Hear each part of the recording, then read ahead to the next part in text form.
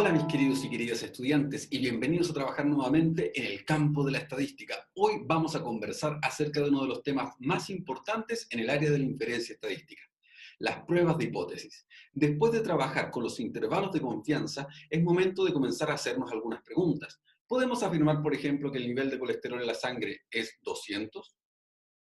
¿Existe evidencia estadística para hacer esta afirmación? Esa clase de preguntas son a las que le daremos respuesta mediante las pruebas de hipótesis. Así que vamos a toda la base teórica que necesitamos para poder trabajarlas luego con nuestro software estadístico. Pues bien, lo primero que debemos conversar es que la hipótesis estadística, tal como aquí dice, es una afirmación que hacemos con respecto de alguna característica de nuestra población de interés. Podemos afirmar, por ejemplo, que la media tiene tal valor, o que la proporción de individuos que cumplen cierta característica es un tanto por ciento. El objetivo es que nosotros vamos a tomar una muestra dentro de la población e intentaremos probar si es que esto es cierto o es falso, mediante una hipótesis a la que llamaremos hipótesis nula y otra a la que llamaremos hipótesis alternativa. Entonces, llamaremos hipótesis nula y la denotaremos como H sub 0 a la que vamos a dar por cierta antes de obtener la muestra. Y por el contrario, llamaremos hipótesis alternativa y la vamos a denotar como H sub 1 a lo que sucede cuando no es cierta la hipótesis nula. Si a la hipótesis nula nosotros le asignamos un valor en particular, entonces diremos que es una hipótesis de tipo simple. Pero si nosotros le asignamos otros valores, es decir, mayor que, menor que, mayor o igual que, en ese caso la vamos a llamar una hipótesis de tipo compuesta.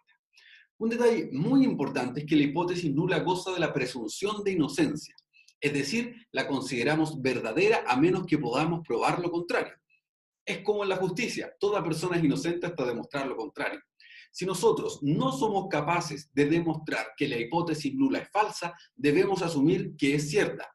Eso no significa que necesariamente es cierta, sino que solo puede significar que no hemos tenido evidencia suficiente para demostrar que es falsa.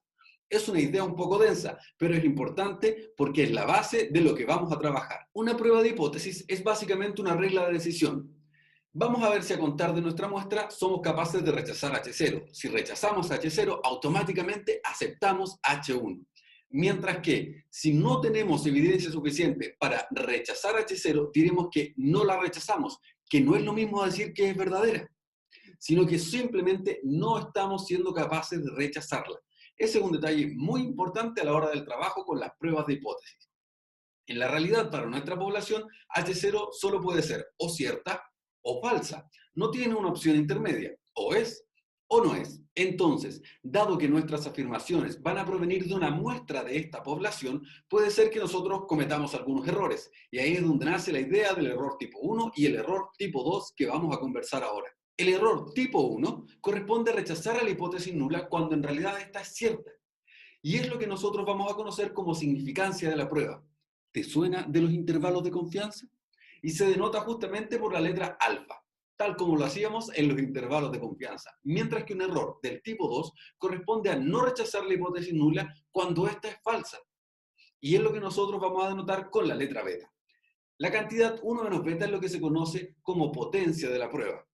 Y justamente como define ahí, corresponde a la probabilidad de rechazar correctamente una hipótesis nula que es falsa. Así entonces, en esta tabla podemos aclarar un poco más.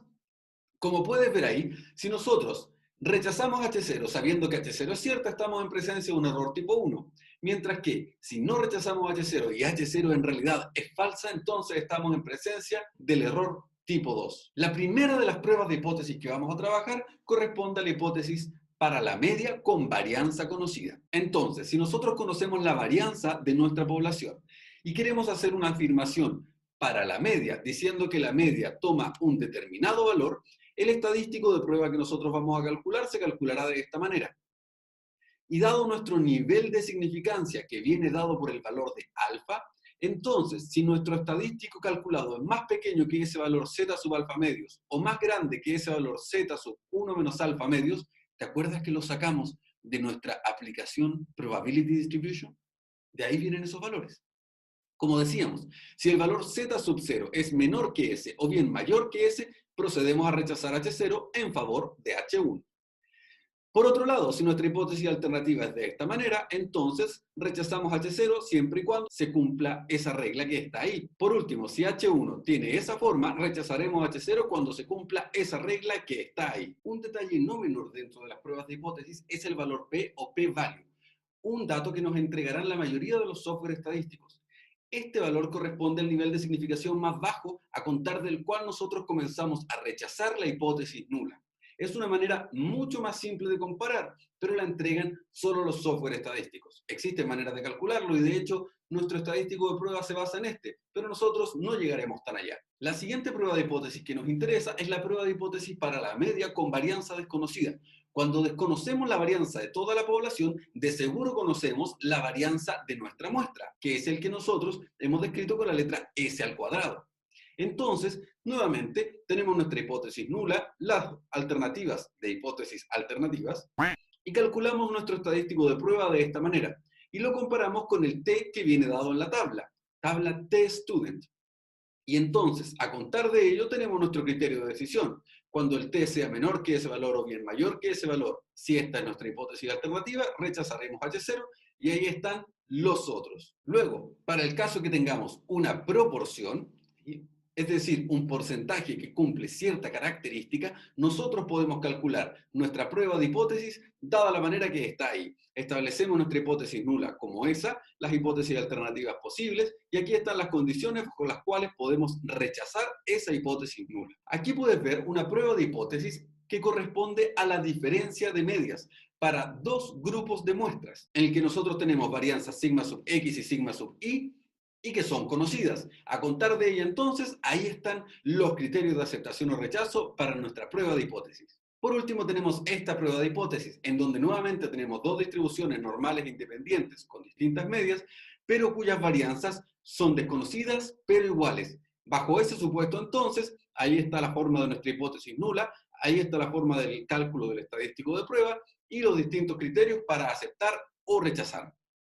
Por último, en nuestra plataforma encontrarás una ficha donde verás el sinnúmero de pruebas de hipótesis que existen. Yo he nombrado solo algunas de ellas, que son las más características, pero existen muchísimas más dependiendo de lo que quieras trabajar. Así que sin duda es un lugar donde puedes ahondar tanto como tú desees. Por ahora, tenemos la base teórica suficiente para poder comenzar a hacer práctica con nuestras pruebas de hipótesis. ¿Qué te parece? Pero eso es materia de la próxima sesión. Por ahora yo solo me despido y nos encontramos en una próxima ocasión. Que estés muy bien. Chao, chao.